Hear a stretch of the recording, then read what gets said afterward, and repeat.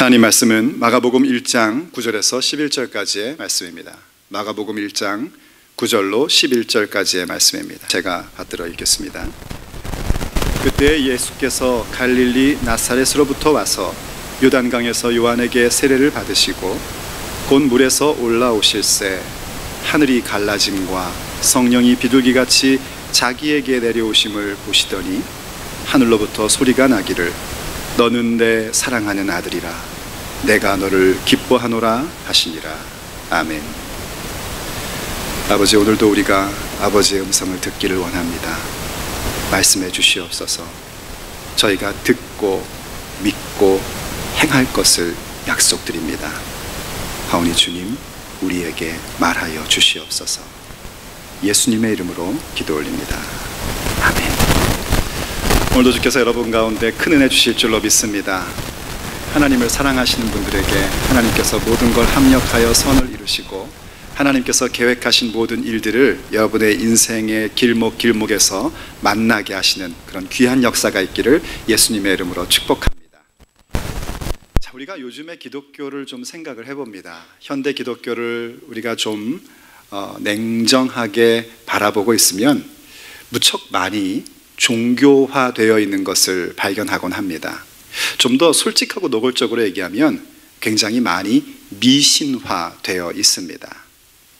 우리가 무엇을 믿는가, 내가 뭘 믿는가에 대한 답변에 있어서 여러분들이 그저 교회에서 내가 그래도 교회를 오래 다닌 사람이고 또 말씀도 많이 본 사람이니까 이 정도는 대답해야지 하는 소위 말하는 자기 과시 홍보용 대답 말고요, 정말 내 가슴 중심 속에 내가 무엇을 믿는가, 내가 무엇을 위해서 믿는가에 대한 답변 속에 혹 지금보다는 좀 더 부유한 삶을 살기 위해서 나는 그걸 믿는다 라든지, 혹은 내가 막 여기저기 아픈데 좀 몸도 안 아프고 건강하게 오래오래 살다가 평안하게 죽을 것이다 라는 것을 믿는다든지, 혹은 그 사랑스러운 자식들이 잘 자라서 좋은 대학 가고 좋은 학교 졸업해서 좋은 직장 취직하고 좋은 배우자 만나서 애들 잘 낳고 잘 살고 아주 편안하게 살아갈 것을 믿는다 라는 것으로 답변하고 있다면 그건 결코 기독교적 믿음은 아닙니다. 우리가 얘기하고 있는 사람들이 흔히 종교를 가지면서 얻기를 원하는 것, 부, 권력, 명예, 자녀, 장수, 이러한 것들은 단 한 번도 우리의 믿음의 내용이라고 성경이 가르친 적이 없습니다. 그 모든 것들은 하나의 수단과 과정이 될 수는 있습니다. 그러나 그 모든 것들 어느 것 하나도 우리의 믿음의 대상이나 우리의 믿음의 목적이나 우리의 믿음의 방법일 수는 결단코 없습니다. 오히려 성경은 뭐라고 얘기하냐면, 그렇게 돈이나 부자가 되는 것이나 명예를 얻는 것이나 권력을 얻는 것이나 이러한 것들을 목적으로 삼는 신앙생활을 우상 숭배라고 분명히 규명짓고 있습니다. 그런 의미에서 우리가 오늘의 기독교를 보면 가슴 아프지만 무척 많이 우상 숭배, 미신화되고 있다는 현실을 부인할 수가 없습니다. 그렇기 때문에 우리가 교회를 다니고 신앙생활하면서 정신을 차리고 기억하고 되새겨야 할 것이 있어요. 그러면 과연 무엇을 믿는가? 그리고 또한 어떻게 믿을 것인가? 무엇을 위해서 믿는가 하는 질문을 묻지 그에 대한 많은 대답을 갖고 살아야 합니다. 마가복음은요, 앞으로 계속해서 우리가 무엇을 믿는 것인지, 어떻게 믿어야 될 것인지, 무엇을 위해서 믿어야 될 것인지를 여러 가지의 이야기를 통하여 우리에게 메시지를 줄 것입니다. 근데 그러한 이야기를 주기 위해서 이 마가복음의 첫 번째 부분, 프롤로그라고 그럴까요? 서론이라고 할까요? 하는 이 부분에서조차 우리가 무엇을 믿어야 되는지 무엇을 위하여 믿어야 되는지, 어떻게 믿어야 되는지를 얘기를 하고 있습니다. 간략하게 먼저 말씀을 드린다면 우리는 무엇을 믿냐면 두말할 것도 없이 예수 그리스도 삼위일체 하나님을 믿습니다. 그리고 어떻게 믿을 것이냐면 간단히 얘기하자면 성경과 성경으로 믿는 겁니다. 그리고 무엇을 위해서 믿는가 하면 하나님의 나라를 위하여 믿는 것입니다. 이렇게 신앙의 목적, 신앙의 방법, 그리고 신앙의 대상, 이 부분을 명확하게 해야 합니다. 오늘은 그 부분 가운데서 무엇을 얘기하려고 하는 거냐면 과연 우리는 무엇을 믿는가에 대한 부분을 함께 살펴보게 됩니다. 무엇을 믿는가가 확고해지면요 어떻게 믿는가가 정리가 됩니다. 그리고 우리가 믿는 목적도 더욱더 분명하고 뚜렷해지게 되어 있습니다. 오늘 함께 읽었던 본문인 예수님께서 세례받으시는 장면 속에서 우리는 무엇을 믿는 사람인지가 너무나 정확하게 우리에게 메시지로 주어지고 있습니다. 과연 우리는 무엇을 믿는 것일까요? 무엇을 믿어야만 할까요? 예수님께서 세례받으시는 그 말씀 속에서 우리가 무엇을 믿는가에 대한 답변으로 제일 먼저 기억해야 될 것은 뭐냐면 우리는 성경이 우리의 현실 속에 이루어지는 하나님의 말씀임을 믿는 것입니다. 성경이 기록된 문자 차원이 아니라 우리의 현실 속에서 이루어지는 하나님 말씀이란 말입니다. 예수님께서 세례를 받으시는 장면, 그리고 예수님이 세례를 받으시고 물 위에서 올라오실 때에 성령이 비둘기같이 임하시는 이 모습, 이것은 마가복음의 첫 번째 독자들, 여러분 첫 번째 독자라는 단어를 좀 이해하셨으면 좋겠습니다. 본래 성경의 말씀은 시공을 초월하여 모든 인류에게 주시는 하나님의 말씀입니다. 믿으십니까? 그럼에도 불구하고 성경은 문자로 기록된 것이기 때문에 그 기록에 대한 첫 번째로 읽어야 될 대상이 있었습니다. 오늘 제가 여러분에게 전하는 말씀은요 여러분들만 들을 말씀이 아니라 세계 곳곳의 모든 사람들이 들어야 할 하나님의 말씀입니다. 그럼에도 불구하고 여러분들이 이 말씀의 첫 번째 청취자이지 않습니까? 그런 것처럼 성경의 기록도 첫 번째 독자가 있단 말입니다. 그 첫 번째 독자인 마가복음, 우리가 흔히 마가복음 공동체 이런 표현을 쓰는데요, 마가복음 공동체의 그 사람들의 입장에서 볼 때에 예수님께서 세례를 받으시고 그 위에 성령이 임하셨다라는 이야기는 그냥 예수님이 그랬대더라 하는 차원의 얘기가 아닙니다. 이 말씀의 내용은 그들이 지금 성경으로 보고 있는 구약 성경의 예언의 말씀이 그들의 현실 속에서 성취되었음을 보여주는 내용입니다. 구약 성경이 많은 얘기를 했지만 그 가운데 몇 가지만 여러분들에게 소개를 해드리면요, 이사야 11장 1절과 2절을 한번 봐보죠. 이렇게 얘기했었습니다. 이새의 줄기에서 한 싹이 나며 그 뿌리에서 한 가지가 나서 결실할 것이요, 그의 위에 여호와의 영 곧 지혜와 총명의 영이요 모략과 재능의 영이요 지식과 여호와를 경외하는 영이 강림하시리니 하는 예언의 말씀이 있었습니다. 오실 메시아에 대한 예언의 말씀인데, 그 오실 메시아가 사람의 혈통으로는 이새의 줄기 곧 다윗의 혈통으로 오시는데 그것으로 다 되는 것이 아니라 여호와의 영이 임하게 된다는 것입니다. 그래서 성령이 어떠한 분인지를 이사야서가 성령의 어떤 그 정체성을 얘기하는 데 있어서 지혜와 총명의 영이다, 모략과 재능의 영이다, 여호와를 경외하는 지식의 영이다 하는 그런 표현을 주면서 그 영이 바로 예수님께 임한다라는 예언의 말씀을 주고 있는 겁니다. 그뿐 아닙니다. 이사야 61장 1절 말씀 또 보시면은요, 주 여호와의 영이 내게 내리셨으니 이는 여호와께서 내게 기름을 부으사 가난한 자에게 아름다운 소식을 전하게 하려 하심이라. 나를 보내사 마음이 상한 자를 고치며 포로된 자에게 자유를, 갇힌 자에게 노임을 선포하며 하는 내용도 있습니다. 물론 그 뒤에도 여러 가지 중요한 내용들이 많이 나오지만 오늘 우리가 함께 보고자 하는 것은 예수님이 세례받으시고 성령이 임하셨던 그 현재적 사건은 성경의 성취라는 것입니다. 성경이 현실적으로 성취되는 하나님의 말씀인 것을 보여주고 있고, 우리가 무엇을 믿는가 할 때에 바로 그 부분을 믿는 자가 되어야 한단 말입니다. 예수님께서 오셔서 세례 받으시고 성령의 기름 부음 받는 그 장면에 대해서요, 어떤 시편은 아론의 기름 부음 받는 장면으로 노래한 적이 있습니다. 형제들이 동거해서 하나의 공동체를 이루는, 예수 그리스도의 몸된 공동체를 이루는 그 아름다움을 노래할 때에 아론에게 기름을 부으면, 그때 그 기름 붓는다는 건 뭐냐면 아론이 대제사장으로 설 때에 대제사장 등극식을 합니다. 그러면 특별히 조제된 기름, 그 기름은 일반 집에서 쓸 수 없는 특별한 기름인데 그 기름을 아론 대제사장 머리 위에 붓습니다. 조금 찍어 부르는 게 아니라 콸콸콸 부어서요, 그 여러분들 왜 유대인들 수염 이렇게 아주 그 탐스럽게 난 거 아시죠? 그 수염을 축축히 적시고 그게 뚝뚝뚝뚝뚝 떨어져 가지고요, 그 옛날 사람들이 입는 그 로브 같은 옷 있지 않습니까? 이렇게 발 끝까지 내려오는 옷, 그런 대제사장의 옷깃까지 쭉 흘러내릴 만큼 충만하게 임하는 겁니다. 그것에 대해서 예수님은 지금 어떻게 하신 거냐면 물로 세례를 받으신 거예요. 그게 기름이냐 물이냐는 중요하지 않습니다. 왜냐하면 그것의 모든 본질은 뭐냐면 성령이시기 때문입니다.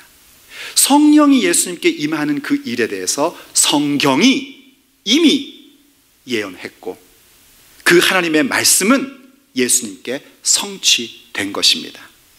이걸 보며 우리가 알아야 될 것이 뭔가, 이걸 보며 우리가 반드시 믿어야 될 것이 뭔가, 성경은 내 현실에서, 나의 삶의 현장에서 이루어지는 하나님의 말씀이라는 것을 믿는 것입니다. 여러분, 그걸 믿는 자가 되셔야 됩니다. 그렇다면 우리가 뭐 하겠습니까? 마땅히 우리는 성경을 배우고 성경을 배우셔야 됩니다. 왜냐하면 성경을 안 배우면 자기 멋대로 성경을 읽게 됩니다. 그러면 이상하게 자꾸 신앙이 꼬이기 시작을 합니다. 그래서 성경을 잘 배우셔야 되고요, 그리고 배운 것에 따라서 읽으셔야지 되고요, 그리고 묵상을 하셔야지 됩니다. 이때 묵상이라는 건 요즘 이렇게 큐티처럼 뭐 공부하듯이 하는 그런 게 아니라 성경에서 말하는 묵상, 중얼됨을 얘기합니다. 이 묵상이라는 말은 본래 어느 말이 더 가깝냐면 암송이라는 말이 가까워요. 중얼 된다는 뜻이거든요. 묵상한다는 말이 읊조린다라는 얘기예요. 제가 그 학생들이랑 그 한참 로마서 8장 외우느라고 정신없이 막 외울 때에 안 외워지잖아요. 그래서 제가 계속 막 외웠던 적이 있어요. 그럼 혼자서 뭐라고 하면 제 아내가 옆에서 그럽니다. 뭐라고 또 중얼거려? 이래요. 그럼 제가 이제 큰 소리로 이렇게 하면서 말씀을 얘기를 해요. 그런 겁니다. 그렇게 우리가 말씀을 계속해서 묵상하고 읽고 배우는 그런 모습을 여러분들이 가지셔야 됩니다. 그게 정말 성경을 믿는 자의 모습이고, 무엇을 믿는가에 대하여 성경이 내 현실에 이루어지는 하나님 말씀을 믿는다면 어떻게 믿을 것인가에 대해 성경을 사모하고 배우며 읽는 자가 되는 것은 당연한 일입니다. 그런 의미에서 금년 성경 백독대회 여러분들 또 고개들을 숙이시는데 그러지 마시고 적극 참여하셔서 금년에 2독씩 다 하시기를 권면합니다. 아무리 읽기 싫어도 이렇게 아멘이 적을 줄이야. 꼭 읽어서 여러분 복 받으시기를 축복합니다. 꼭 읽길 바랍니다. 자, 그러면 우리의 현실에서 이루어지는 하나님의 말씀인 성경이 우리에게 무엇을 믿으라고 말하는가 할 때에 그 믿음의 핵심은 예수 그리스도를 믿는 것입니다. 그런데 성경이 예수님의 무엇을 믿으라고 하는가? 예수님께서 내가 원하는 바, 내가 이루고 싶은 어떤 소원, 내 어떤 욕망을 충족시켜 주시는 분이다라는 것을 믿는 게 아니라 예수님은 하나님의 아들이라는 것을 믿으라고 우리에게 선포하고 있습니다. 예수님께서 요한에게 세례를 받으시고 물 위에서 올라오실 때에 성령이 비둘기같이 임하시는 가운데에 성경의 성취를 보여주고 하늘에서 음성이 들립니다. 이는 내 사랑하는 아들이요 내 기뻐하는 자다 하는 음성이 들립니다. 그때에 이는 내 아들이다 하는 그 표현이 어떤 감정적 표현이 아니라 소위 말하는 왕위 등극, 왕위를 이렇게 상속해주는, 왕이 상속을 받는 예식의 선언이라는 것을 이미 말씀드린 적이 있습니다. 이런 겁니다. 성부 하나님께서 구원의 하나님이십니다. 구원은 오직 하나님께만 있습니다. 구원은 오직 여호와께만 있는 것입니다. 그 구원을 이루시는 하나님 아버지의 계획, 그 구원을 주실 수 있는 하나님 아버지의 전능함, 이 모든 것을 이제 어떻게 실현시키시는가? 당신의 아들을 우리에게 주심으로 인하여 그 아들에게 그 구원의 모든 전권을 부여해 주시는 겁니다. 그 의미로 이는 내 사랑하는 아들이다 라고 얘기를 하는 거예요. 그런데 더 중요한 건 뭐냐면, 이때 이는 내 사랑하는 아들이다 라고 얘기할 때에 아들 아닌 자를 아들이라고 받아주는 것이 아니라는 겁니다. 지금까지 아들이 아니었는데 그냥 지금부터 아들로 해줄게, 이런 얘기가 아니라 원래부터 아들이었던 존재에게 그 권위를 부여하는 겁니다. 그래서 정말 중요한 건 뭐냐면, 이 말씀 속에 우리의 믿음이 무엇인가, 우리가 무엇을 믿는가 할 때 예수님이 바로 하나님이라는 것을 믿는 것입니다. 그게 내가 건강해지고 자식이 잘 되는 것을 믿는 것보다 더욱더 중요한 믿음입니다. 그 믿음이 없으면 다른 것을 믿는다고 하는 건 전부 다 신앙이 아니라 자기의 신념에 불과하고 심지어는 미신에 가깝기까지도 하게 되는 겁니다. 예수님은 본래부터 하나님의 아들 곧 하나님이시요, 이른바 삼위일체의 한 위격이신 하나님이십니다. 그게 우리의 믿음입니다. 히브리서 1장 3절이요, 이렇게 우리에게 소개해 준 적이 있습니다. 예수님을 소개하는 건데요, 이는 하나님의 영광의 광채시요 그 본체의 형상이시라. 그의 능력의 말씀으로 만물을 붙드시며 죄를 정결하게 하는 일을 하시고 높은 곳에서 계신 지극히 크신 이의 우편에 앉으셨느니라 하고 얘기해요. 이른바 예수님의 신성을 얘기하는 겁니다. 신성이란 건 뭐냐면 deity, divine nature 이 되시죠? 그걸 얘기하는 겁니다. 예수님의 하나님 되심, 이 부분을 우리에게 얘기해 주는 거예요. 야훼 하나님 아버지 혹은 여호와 하나님 아버지, 그리고 예수님 성자 하나님, 그리고 성령 하나님 보혜사, 이 분은 모든 데 있어서 동등하신 분이라는 것을 믿는 겁니다. 삼위일체란 말입니다. 본래 이 삼위일체라는 말은요, 우리가 만든 말입니다. 뭘 만든 거냐면, 성부께서 계획하신 구원의 사역을 성자께서 성취하시고 성령이 완성하신다 하는 그 개념에 대하여 우리가 정리를 해서 얘기를 하는 겁니다. 성부와 성자와 성령은 three persons, 각각 인격이신데 그분들이 하나다라는 얘기는 숫자적 놀이를 얘기하는 것이 아니라 그 계획과 그 권위와 그 능력과 그 일하심에 있어서 본질적으로 하나이다 하는 걸 믿는 겁니다. 오늘은 삼위일체 설명하는 날이 아니니까 이쯤 하겠습니다. 궁금하신 분은 이따 교제할 때 저한테 질문을 하시길 바랍니다. 중요한 건 뭐냐면, 예수님께서 삼위일체의 하나님이시다 하는 걸 우리가 믿어야 한단 말입니다. 오늘 아무리 삼위일체 하는 얘기 아니라도 하나는 좀 하고 넘어갑시다. 혹 여러분들 삼위일체를 설명할 때에 그게 여러분의 머리에 이성적으로 이해되도록 설명이 되어지면 그냥 이건 틀린 설명이구나 이렇게 생각하시면 정확합니다. 삼위일체를 설명할 때에 여러분의 이성으로, 여러분의 이 브레인으로 그런 거구나, 이해됐어, 확실해, 이렇게 되면 거기엔 분명히 틀린 게 있는 겁니다. 왜냐하면 삼위일체는 세상의 어떤 것으로도 비유할 수 없는 하나님의 독특함입니다. 하나님의 특성이에요. 그래서 삼위일체는 어떻게 해야 되냐면, 뭐로 비유하여 설명하려고 하면 안 되고요, 그냥 그대로 성부와 성자와 성령이 계시고 그분이 하나이시다 하는 자체로 받는 것이 가장 지혜로운 방법입니다. 혹 여러분이 들었던 거 궁금한 거 있으면 저한테 이따가 꼭 물어보셔서 그것이 왜 틀렸는지 설명을 듣기 바랍니다. 자, 어쨌든 예수님께서 하나님의 아들이시요 그리스도라는 부분을 믿는 것이 우리에게 중요합니다. 왜냐하면 이 선언에 대하여 내가 어떤 반응을 보이느냐가 나의 인생과 나의 영혼을 결정하기 때문입니다. 모든 복음서가 그렇듯이 마가복음도 앞으로 그 부분을 우리에게 보여줄 겁니다. 예수님이 하나님의 아들이시고 이분이 메시아라는 사실이 계속하여 선언되는데, 그것을 받아들이며 믿는 자들에게는 구원의 역사가 있으나 그것에 대하여 거절하고 믿지 않는 자들은 예수님을 십자가에 못 박아버리는 끔찍한 일들을 저지르고 만다는 것을 우리에게 보여주고 있습니다. 예수님을 여러분 믿으십니까? 정말 믿는 자가 되기를 바랍니다. 예수님께서 나의 욕구를, 내 보이는 소망을 충족시켜 주시는 분이 아니라 예수님이 하나님의 아들이시요 그리스도라는 사실을 믿는 자가 되시기를 축복합니다. 예수님이야말로 나에게 이 쩌들어 있는 세상의 가치와 판단의 기준으로부터 구원하실 수 있는 그리스도라는 사실을 믿기를 축복합니다. 예수님이야말로 이 사단의 생각과 똑같은 자기 과시와 자기 연민에 빠져 있는 함정으로부터 나를 건지실 수 있는 유일한 그리스도라는 사실을 믿는 자가 되시기를 축복합니다. 그게 우리가 믿는 것입니다. 그것을 믿지 않으면 다른 어떤 믿음도 결단코 그것은 믿음이 아닙니다. 그리고 이제 더 나아가서 우리는 예수님의 또 한 가지의 부분을 믿는 자가 될 수 있어야 됩니다.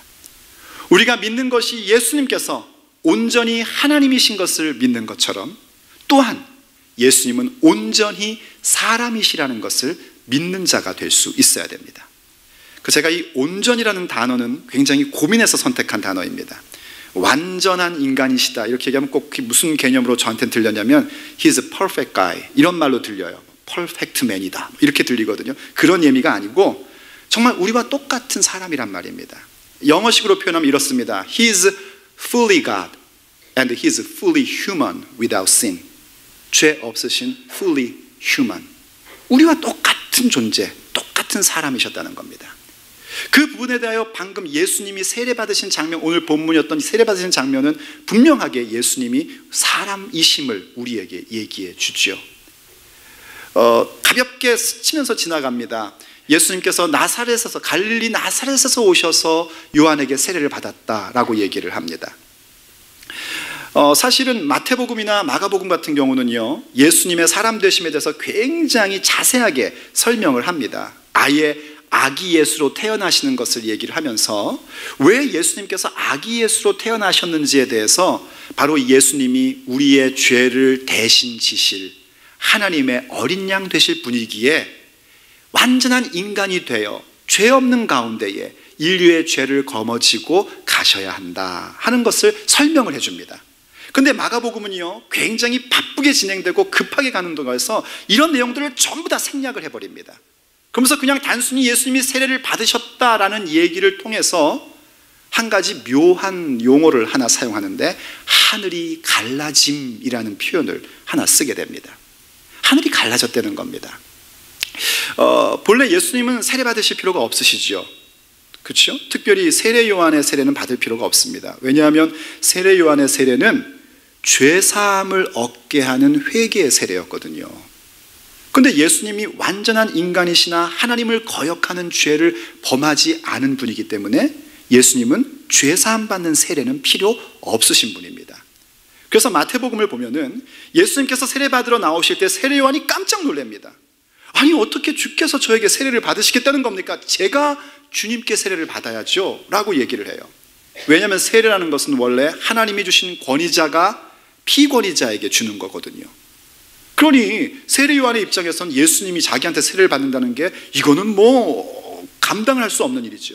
근데 그때 예수님이 말씀하십니다. 이제 허락하라. 이렇게 함으로써 우리가 의를 이루어야 한다라고 얘기합니다. 의를 이룬다는 겁니다. 이런 내용들이 싹 생략되고 마가복음이 하늘이 갈라짐이라는 표현을 쓰는데요, 이 갈라짐이라는 단어가 굉장히 독특합니다. 예수님의 세례받는 장면은 마태복음과 누가복음에도 나와요. 그리고 거기에서 하늘이 열린다라는 표현을 씁니다. 그런데 마가복음만 하늘이 갈라졌다라는 표현을 씁니다. 이것은 성경 원문도 다르게 나온 겁니다. 여기 갈라진다라는 말은 어떤 의미냐면요, 문이 있는데 열었다라는 의미가 아니고요, 없던 것, 어떻게 열 수 없는 것이 찢어졌다 이런 의미입니다. 그러니까 여러분들 왜 어떤 물건을 하나 샀는데 이게 도대체 어디가 여는 데인지 모르면 어떻게 합니까? 찢어서 열죠. 안 해보셨습니까? 찢어서 열잖아요. 부악 찢어가지고요. 그러면 갑자기 오픈이 되는 거 아닙니까? 바로 그런 의미가 갈라짐이라는 겁니다. 그런데 이 표현이 왜 이렇게 중요하냐면 이 마가복음은요, 조금 어려운 거 하니까 여러분 정신을 바짝 차리셔야 되는데, 마가복음은 앞에 이 서론에 대한 내용과 맨 뒤에 예수님의 십자가 달리시는 장면을 그 성경 연구 방법에서 인클루지오라는 게 있습니다. 그 인클루지오라는 거는 쉬운 말로 하면 편지봉투 방식이라는 거예요. 요즘 편지봉투 말고 옛날 편지봉투 긴 거 보면 왜 여러분 끝에 하고 위하고 아래가 똑같이 생겼죠? 애들은 잘 몰라도 어른들은 아시잖아요. 봉투 이렇게 있으면은 요 머리 부분하고 이 다리 부분하고 이렇게 똑같이 생겼잖아요. 그래서 이게 envelope structure라고 해가지고요, 맨 앞에 하고 맨 뒤에 하고 같은 표현이나 같은 내용을 두면서 중요한 메시지를 주는 방식을 성경은 자주 사용합니다. 그래서 예수님이 십자가에 달리시던 그 장면을 마가복음이 어떻게 기록을 했냐면, 마가복음 15장 38절과 39절에서요, 이에 성소 휘장이 위에로부터 아래까지 찢어져 둘이 되니라. 여기 찢어진다는 말 보이십니까? 예, 이게 아까 우리가 오늘 본문으로 잡았던 하늘이 갈라진다는 그 갈라짐과 똑같은 단어입니다. 찢어졌대요. 휘장이 위에서 아래로 휘장이 찢어져서 둘이 됐답니다. 그리고 예수를 향하여 섰던 백부장이 그렇게 숨주심을 보고 이르되 이 사람은 진실로 하나님의 아들이었도다 합니다. 오늘 본문에서 하늘에서 음성이 들렸죠. 이는 내 사랑하는 아들이다 하는 그 소리, 그 소리가 이번에는 백부장의 입을 통하여 나옵니다. 그래서 하늘에서 들렸던 소리와 백부장의 소리가 똑같고, 하늘이 갈라짐과 휘장이 위에서 아래로 찢어짐이 똑같은 것으로 나타납니다.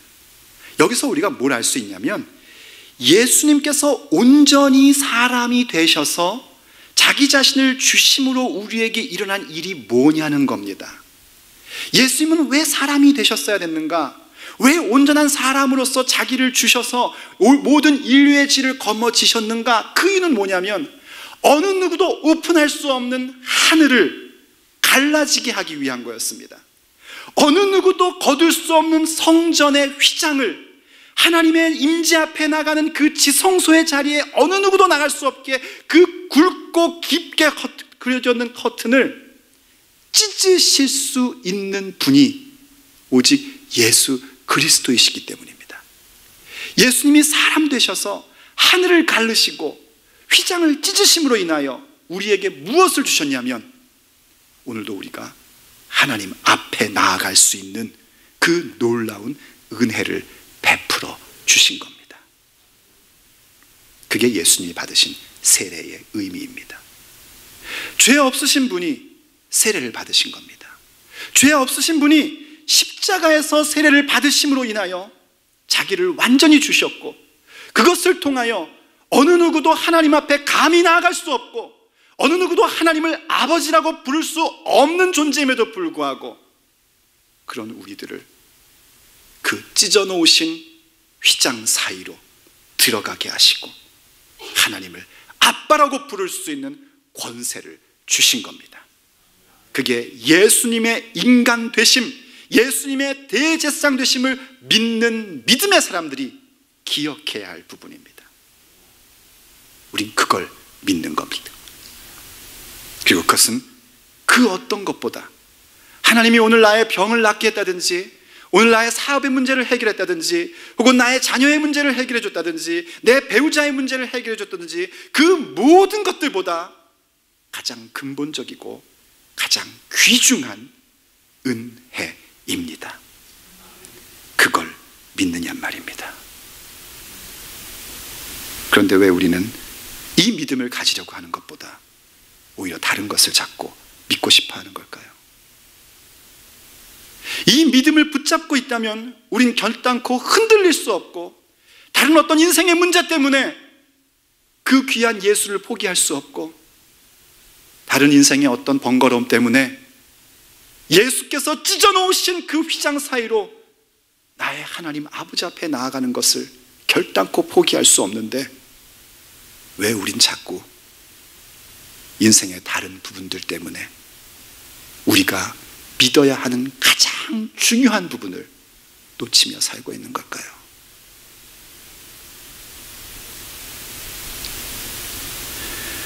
예수님께서요, 바로 당신 몸을 주셔서 하늘을 가르시고 휘장을 찢으시는 그 사역인 십자가를 지기 위하여 예루살렘으로 올라가실 때입니다. 예수님의 제자인 야고보와 요한이 예수님께 찾아옵니다. 그리고 예수님께 묻습니다. 주님, 저희들이 무엇을 구하든지 구하는 것을 주십시오. 우리 예수님이야 예수님의 이름으로 무엇을 구하든지 주시고 싶어 하시는 분이니까 당연히 묻습니다. 그래, 내가 너희들에게 뭘 줄까? 마가복음의 기록은요, 야고보와 요한이 직접 얘기를 합니다. 주께서 주의 영광 가운데 계실 때에 하나는 주의 우편에, 하나는 주의 좌편에 앉게 해주십시오. 예수님이 그들에게 대답하십니다. 마가복음 10장 38절에 예수께서 이르시되 너희는 너희가 구하는 것을 알지 못하는도다. 내가 마시는 잔을 너희가 마실 수 있으며 내가 받는 세례를 너희가 받을 수 있느냐? 예수님의 잔은 십자가라는 걸 여러분들 잘 아실 겁니다. 마가복음은 그 십자가에 대해서 예수님이 받는 세례라는 표현을 여기서 한 번 더 사용을 합니다. 예수님 받는 세례는 하늘을 가르고 휘장을 찢어놓는 우리의 죄를 씻으시고 우리를 구속하시는 십자가의 사건이라는 걸 얘기하는 것이죠. 야고보와 요한이 못 알아들었습니다. 자기가 원하는 것은 그런 게 아니었거든요. 예수님이 뭔가 로마의 군대를 물리치시고 정부를 파괴하시고 한 자리 딱 잡으실 때에 그 자리에 좌편 우편에 앉고 싶다는 거였거든요. 말하자면 자기의 욕망을 이루고 싶은 거였고 보이는 소망을 성취하고 싶은 거였고 자기를 과시하고 싶은 거였거든요. 예수님이 과연 내 마시는 잔, 내가 받는 세례 너희들 받을 수 있겠니? 사람은요, 자기의 욕망을 이루겠다면 못할 것이 없습니다. 그래서 담대하게 대답합니다. 네, 그 잔과 그 세례 저희도 마실 수 있고 저희도 받을 수 있습니다. 예수께서 말씀하십니다. 너희가 내 잔을 마시고 나의 세례를 받게 될 것이다. 하지만 내 좌우에 앉는 것은 이미 정해진 자가 있다. 그때 예수님이 말씀하신 건 뭐냐면 인간 예수께서 받으시는 영광, 바로 그 십자가를 지시는 현장의 자리에 좌우에 설 자들은 이미 따로 있다는 것입니다. 지자들은 그 자리에 아무도 서지 못합니다. 오히려 자기가 원하는 것을 믿고 살았기 때문에 그 가장 중요한 은혜의 현장의 자리 가운데서 전부 다 도망치는 자들이 되고 맙니다. 물론 나중에는 예수님이 마시는 잔을 그들도 마시고 예수님이 받는 세례를 그들도 받게 됩니다. 그러나 그 순간만큼은 다시 말해서 자신들의 믿는 바가 무엇을 믿는지에 대하여 알지 못하고 그저 내 눈에 보이는 것, 내가 원하는 욕구, 나를 과시할 수 있는 무언가를 이루실 수 있는 분이 예수님이라는 것을 믿고 있는 상태 속에서는 아무리 예수님과 함께 살았어도 그 자리에, 그 놀라운 하늘을 가르는 그 자리에, 그 휘장을 가르는 자리에 함께 할 수 없었던 겁니다. 오늘을 사는 우리도 마찬가지입니다. 우리는 과연 무엇을 믿고 있습니까? 기도하겠습니다. 사랑하는 아버지 하나님, 우리는 무엇을 믿고 있습니까?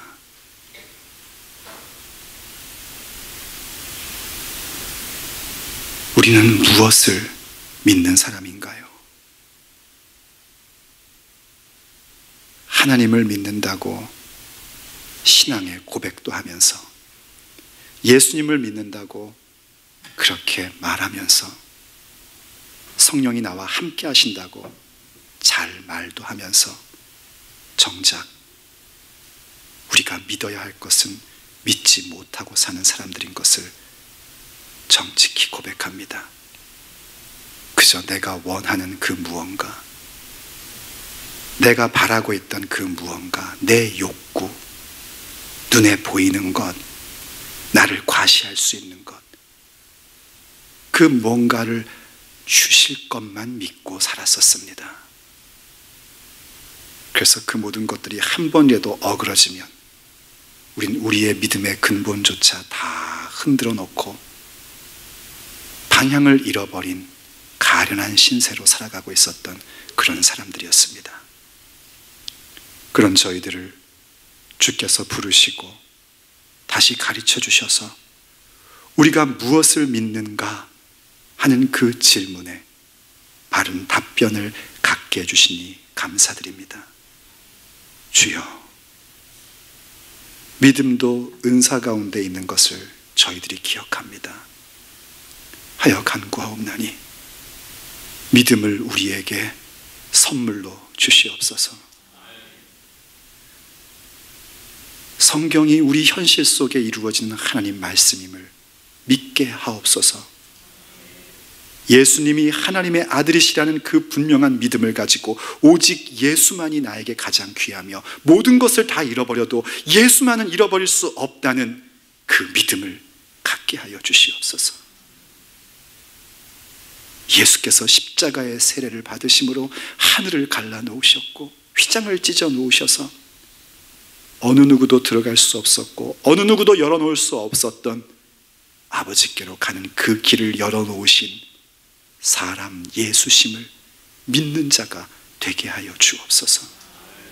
그래서 그 은혜를 따라 하나님께 나아가며 은혜의 보좌 앞에 나아가는 일들을 내 형편, 내 감정, 내 생각, 내 이성에 져서 놓치지 아니하고 오직 믿음으로 아버지께 은혜를 받기 위하여 나아가는 자가 되게 하여 주시옵소서. 우리 주 예수 그리스도의 이름으로 간절히 기도 올립니다. 아멘.